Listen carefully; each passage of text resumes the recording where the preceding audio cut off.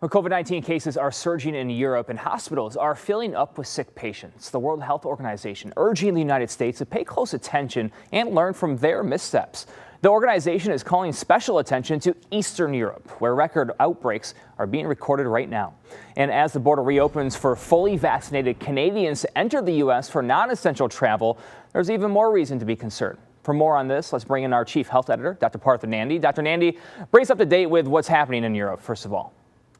Sure, Brian. Unfortunately, Europe is at the epicenter of the pandemic. Coronavirus cases there are soaring.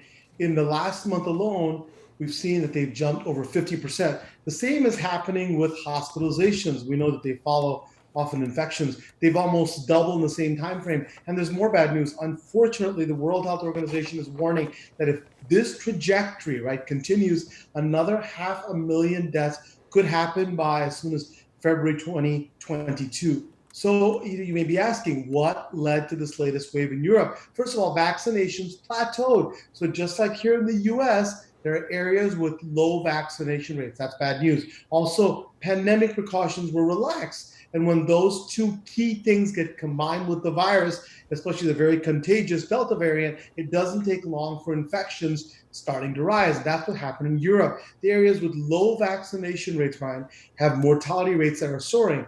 And this is important, while areas with high vaccination rates are avoiding major spikes in cases. So who says learn from Europe's missteps? What lessons does the World Health Organization want Americans to pay attention to? And should Americans be concerned now that the U.S. has lifted those restrictions on non-essential travel from other countries, which includes most of Europe? Yeah, key questions, right? So I believe that the World Health Organization is hoping we'll see what's going on in Europe and avoid another deadly surge here. One key point that's been made, that success today does not mean success tomorrow. So if we start seeing some cases surge, we should take precautions right away and not take this let's wait and see what happens approach. Now, as for non-essential travel restrictions being lifted, I'm expecting that we'll see an influx of travelers, right? Especially with the two big holidays coming up, which is Thanksgiving and Christmas. Lots of families and friends, understandably, will want to gather as they haven't seen each other for a long time.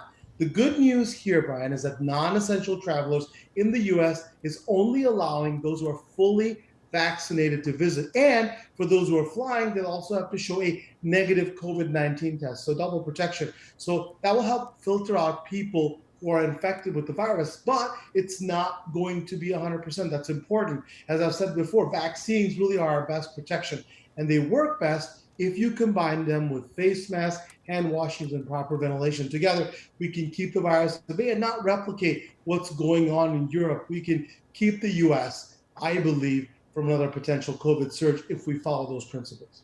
All right, good advice there. Dr. Nandi, as always, grateful for your expertise. Thank you. My pleasure. Thank you. And if you have a coronavirus question for the doctor, you can email him, Dr. Nandi at askdrnandi.com, or send it to us on Facebook or Twitter.